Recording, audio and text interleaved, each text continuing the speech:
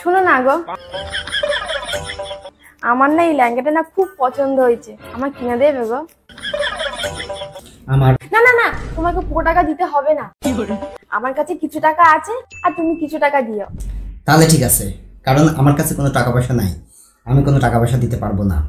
কত দাম তোমার লেহেঙ্গার? লেহেঙ্গাটার দাম ৮,০০০ টাকা, তুমি ৭,৯৯০ টাকা দিও, আর আমার কাছে 10 টাকা আছে।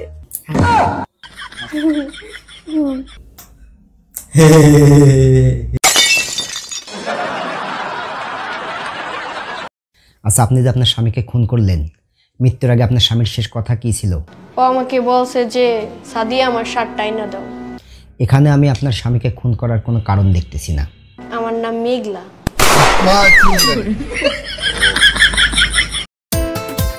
আরে ভাবি, কি হয়েছে? মন খারাপ কে? আরে ভাই বললেন না, কাজের মেয়েটা চাকরি ছেড়ে চলে গেছে।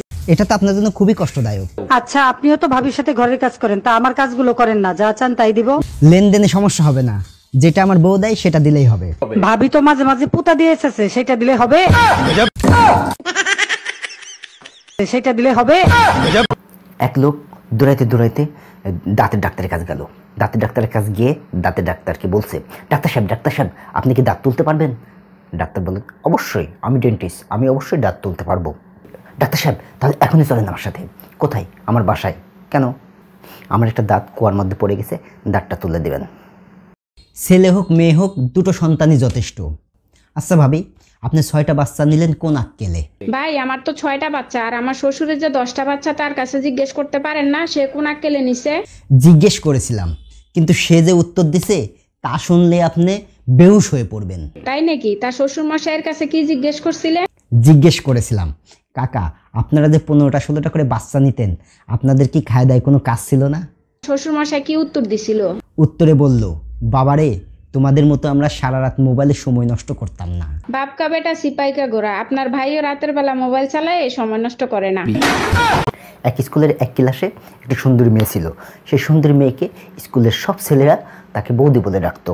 তো একদিন মেয়েটি বিরক্ত হয়ে হেডমাস্টারের কাছে গেল, স্যার ক্লাসের সবাই আমাকে বৌদি বলে ডাকে, এর একটা কিছু করেন। তো হেড স্যার ক্লাসরুমে আসলো, আসার পরে সবার উদ্দেশ্যে বলল, এই তোমাদের মধ্যে কে কে এই মেয়েকে বৌদি বলে ডাকো? সবাই হাত তুলো। তো সবাই হাত তুললো, একটিমাত্র ছেলে সারা। তো স্যার জিজ্ঞেস করলো, এই ছেলে তুমি হাত তুললে না কেন? তুমি কি এই মেয়েকে বৌদি বলে ডাকো না? তখন ছেলেটি দাঁড়া হয়ে বলল, স্যার আমার জন্যই তো সবাই বৌদি বলে ডাকে। ভিডিওটি এ পর্যন্তই, দেখা হবে পরের কোনো ভিডিওতে।